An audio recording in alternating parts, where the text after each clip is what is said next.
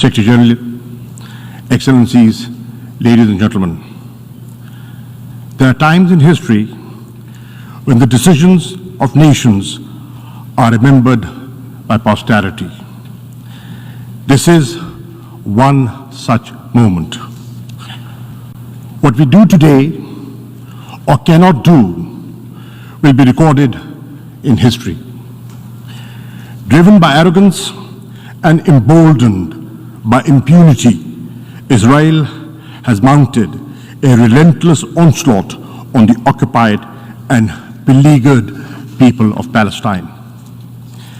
As we speak, children, women, and men in Palestine are being killed with impunity. In 1 week of Israeli attacks, over 250 Palestinians have been killed and thousands injured. 1/3 are women and children. Death echoes in every home in Gaza. The Israeli airstrikes are responsible for the taking of every single life of the Abu Hattab family. 2 were women and 8 children. Let that sink in for just a moment. Hundreds of such tragedies are being enacted every hour in Gaza and other parts of the Palestinian territories.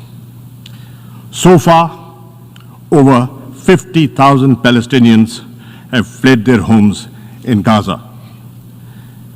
There is limited access to water, food, hygiene, and health services.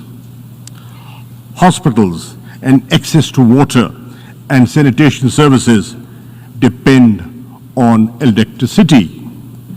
Fuel for the power plants has almost run out. Gaza is plunged in darkness, literally and metaphorically. The only light is that of Israeli explosions. This is Palestine, where in full view of the world, the Israeli airstrikes bring down entire buildings to kill and terrorize innocent Palestinians and even silence the media. It is time to say enough. The voice of the Palestinian people cannot and will not be silenced. We, the representatives of the Islamic world, are here to speak with them and for them. Mr. President, it is appalling that the Security Council has been unable to exercise its primary responsibility for the maintenance of international peace and security. The Security Council has failed even to demand a cessation of hostilities.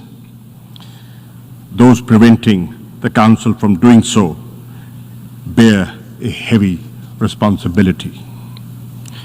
In these circumstances, the General Assembly must assume its own responsibility. We must not fail the Palestinian people at this critical juncture.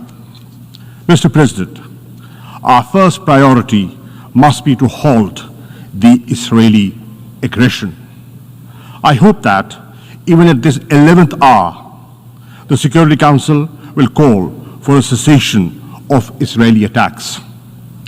If it fails to do so, the General Assembly must make this demand on behalf of the entire international community. Let us be clear, there is no moral or military equivalence between the beleaguered and occupied Palestinian people, who have no army, no navy, no air force, and the Israeli war machine, one of the most powerful in the world. This is a war between a military occupier and an occupied people. It is a conflict between illegal occupation and a legitimate struggle for self-determination. In this context, it is worth recalling General Assembly Resolution 2649 of November 1970, which affirms the legitimacy of the struggle of peoples under colonial and alien domination, recognized as being entitled to the right to self-determination, to restore to themselves that right by any means at their disposal. Second, we should mobilize all possible humanitarian help for the devastated Palestinian population in Gaza and other parts of the occupied territories. In addition to the UNRWA emergency appeal, the Secretary General should launch a comprehensive humanitarian assistance plan to provide succor and sustenance to the Palestinians. We need to send medical teams, medicines and other supplies, food, other necessities to Gaza and other parts of the occupied Palestinian territories. We welcome the access being provided by Egypt to Gaza. Israel must open all access points to Gaza to ensure the timely and urgent delivery of international assistance. Third, the General Assembly should call for concrete steps to protect the Palestinians. We should deploy an international protection force, as was called for in the General Assembly Resolution ES 10/20 and as demanded by the Islamic Summit Conference on the 18th of May 2018. If the Security Council cannot agree to send the protection force, a coalition of the willing can be formed to provide at least civilian observers to monitor a cessation of the hostilities and supervise the provision of humanitarian help to the Palestinians. We also call on the Secretary General and the High Commissioner of Human Rights to offer protection to Israel's Arab citizens who are being lynched and murdered by fascist Israeli gangs at the present time. Fourth, the General Assembly should condemn Israel's forcible and illegal eviction of Palestinians, including in Al-Jarrah district of Jerusalem, and continued construction of Jewish settlements. The onslaught against Palestinians worshippers in Haram al-Sharif and Al-Aqsa Mosque, the first Qibla of Islam, during the month of Ramadan, and Israel's brutal and indiscriminate aerial and land bombardment of Gaza. Israel's crimes against humanity should not escape accountability. There should be no impunity for violation of international law, including the Fourth Geneva Convention and other human rights conventions. The Human Rights Council, the ICC, and the ICJ and other avenues should be activated to ensure Israeli accountability for its war crimes.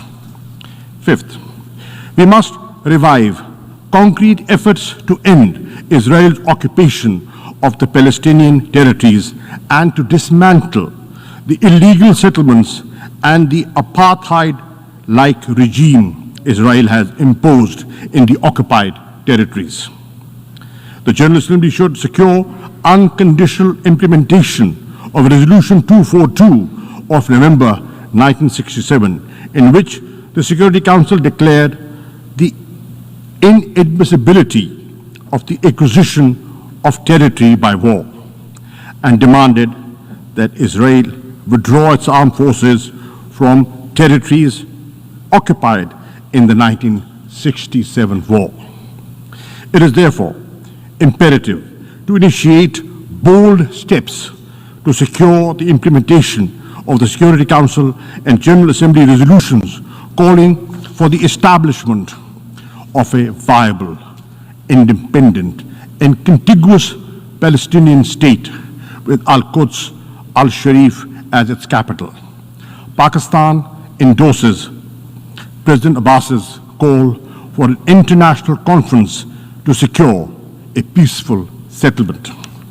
Mr. President, the Palestinian tragedy is at the heart of the turmoil and the conflicts in the Middle East.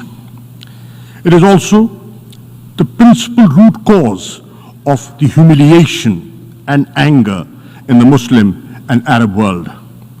Anger which breeds extremism and often spawns acts of violence.